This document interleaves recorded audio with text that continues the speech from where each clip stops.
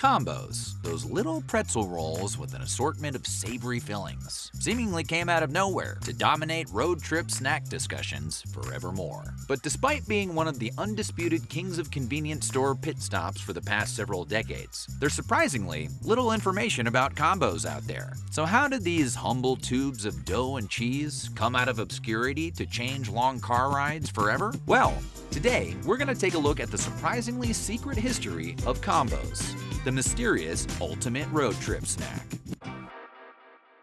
Before we get started, be sure to subscribe to the Weird History Food channel. After that, please leave a comment and let us know what other convenience store essentials you'd like us to stock up on next. Okay, hand me a bag of the pepperoni pizza once, and no one gets hurt.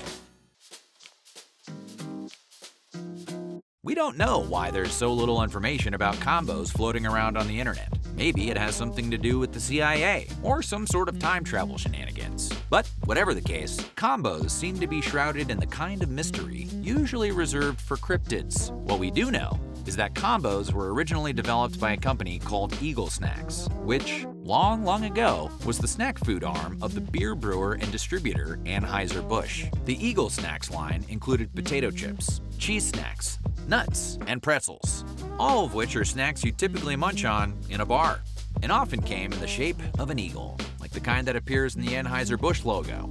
According to the Combos website, the snack was invented in Battle Creek, Michigan in the early 1970s, when someone, quote, used a drill press to make a hole in a pretzel and filled it with nacho cheese. And given their origin, it's possible that combos were initially intended to be a replacement for or supplement to things like pretzels and peanuts as a snack for beer drinkers. After all, we're pretty sure that's the whole reason peanuts were invented.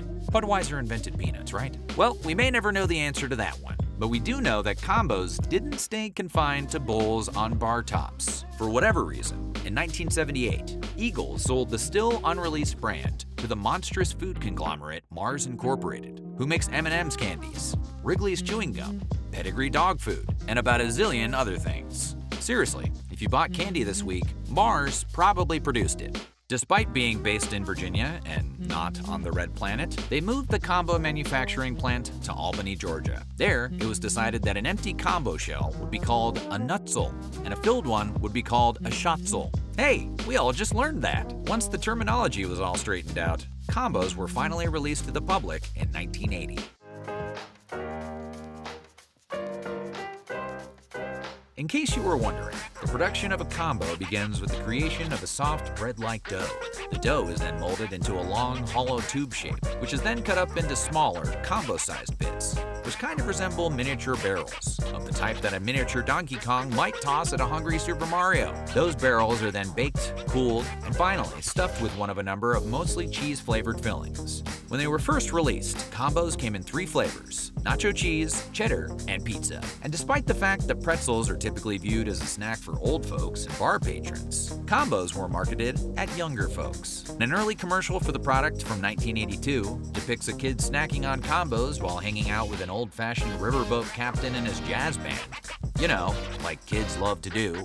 And even though they went to the trouble of developing the whole nutzel, shotzel terminology, the commercial never mentions those words at all, instead choosing to refer to the combo as a crispy nugget. Weird advertising campaigns aside, combos quickly became so popular that Mars tried to spin the idea off into similar products, such as Dooley's Cornquistos. Cornquistos were basically combos made of tortilla instead of pretzel, with a filling based on picante sauce rather than cheese. Those don't have to be mutually exclusive, fellas. Aside from that one anomalous product, though, most of the other line expansions carried the combo brand. For example, in 1985, the company released Combos Crackers, which were just combos with a cracker shell instead of a pretzel shell. In 1988, that line was then expanded to include the Pepperoni Pizza Cracker, a cracker combo with pepperoni pizza flavored filling.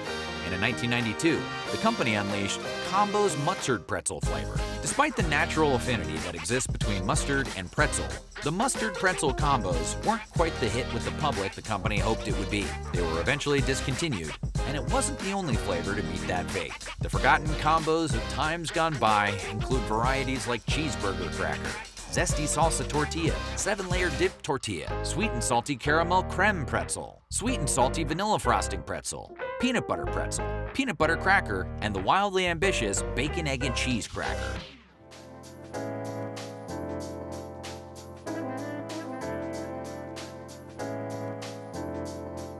Considering the global popularity of Marvel Comics and the Marvel Cinematic Universe, we'd be remiss if we didn't mention the single most iconic Marvel superhero in comic book history, Combo Man. We can sense your skepticism already, but Combo Man is a totally real Marvel hero that Combos paid the comic book publisher to create for a series of advertisements in 1995. He even received his own one-shot comic issue in 1996. Combo Man, who genuinely exists in Marvel's main 616 universe, is secretly a student named Rick Wilder. He's bullied into robbing his school science lab, only to discover the evil agents of AIM are already robbing it at the same time. A fight breaks out, which causes an explosion, fusing the ratitude of Rick's bag of combos with the ratitude of the mighty Marvel bullpen, transforming him into Combo Man. Combo Man appears as a visual mashup of a number of Marvel heroes and villains, and there was actually a contest for any fan who was able to identify every character mixed into Combo Man's design. Who were the characters? Here, let me save you a Google.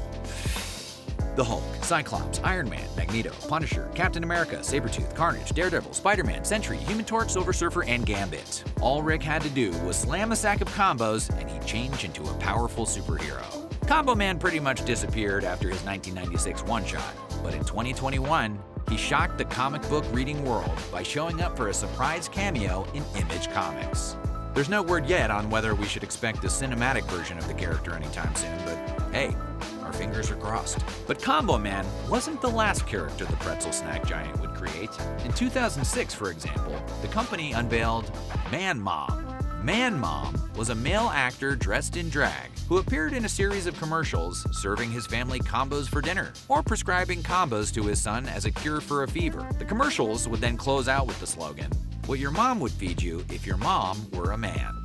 It was weird. After that, Combos moved on to a new campaign that asked fans to pledge themselves to be part of the Combo Nation, and later sponsored NASCAR driver Kyle Busch, who won the 2008 Best Buy 400 while representing Combos as his main sponsor. The brand was also once considered the official cheese-filled snack of NASCAR, although the competition isn't exactly stiff. Independent of their own advertising efforts, Combos have had more than a few pop culture moments. The indie rock band Morphine, for example, name-checked the snack in their 2000 hit Top Floor Bottom Buzzer, and the popular AMC series Breaking Bad featured actor Rodney Rush as Christian Combo Ortega, named for the character's love of the snack.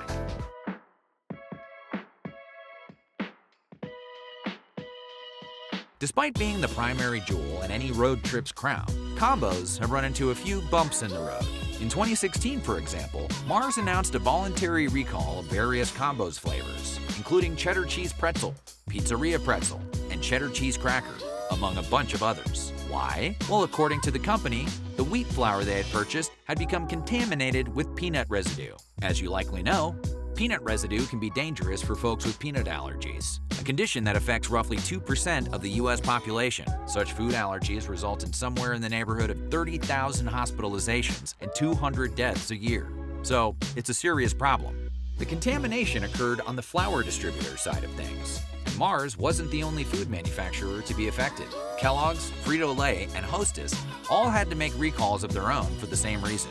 That eventually worked itself out, but in 2024, a class action lawsuit filed against Mars argued that the company's marketing falsely claimed combo fillings were made from real cheese. According to the plaintiffs, that filling is actually just 2% real cheese and is otherwise made from mostly processed ingredients like palm oil, dairy product solids, and other things that are not real cheese by any meaningful standard. The litigants claim that Mars uses cheap filler ingredients to save money and then lies to its customers by saying they use real cheese. And they're not the only people to think so. The class action, which was filed in Florida, was incredibly similar to one filed against Mars in federal court the previous year. Additionally, while nobody would ever mistake combos for health food, more than a few health watchdogs have deemed combos to be exceptionally bad for you. Combos are absolutely swimming in saturated fats, added sugars, and sodium, all of which have been linked to medical conditions like hypertension and heart disease. That's not even factoring in all the artificial colors and flavors in the recipe, which can be outright dangerous to people with certain allergies. And every single person watching this video knows the serving size of a bag of combos is a bag of combos. So you're consuming a mountain of all that badness every time you indulge. Look, there's a reason combos aren't stuffed with vegetables, and we get it. The point is, they should really be limited to road trips and other snacking emergencies, and not a regular part of anyone's diet.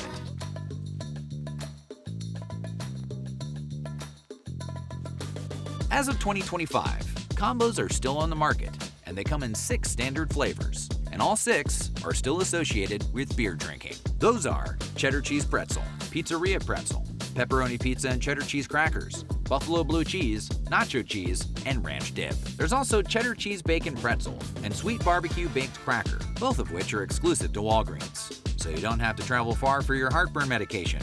And the company has been known to release the occasional limited edition flavors, like jalapeno cheddar, honey sriracha pretzel, spicy honey mustard pretzel, and garlic parmesan baked cracker for your fancier road trips. In spite of its mysterious background, or perhaps because of it, combos have come to be regarded as one of the best road trip snacks in the history of, well, road trips, resting comfortably in the pantheon next to mainstays like beef jerky and smart food popcorn. And while we may never get a behind the music episode about our favorite pretzel rolls, maybe some things are better left to the imagination. And who knows, maybe you'll turn into Combo Man.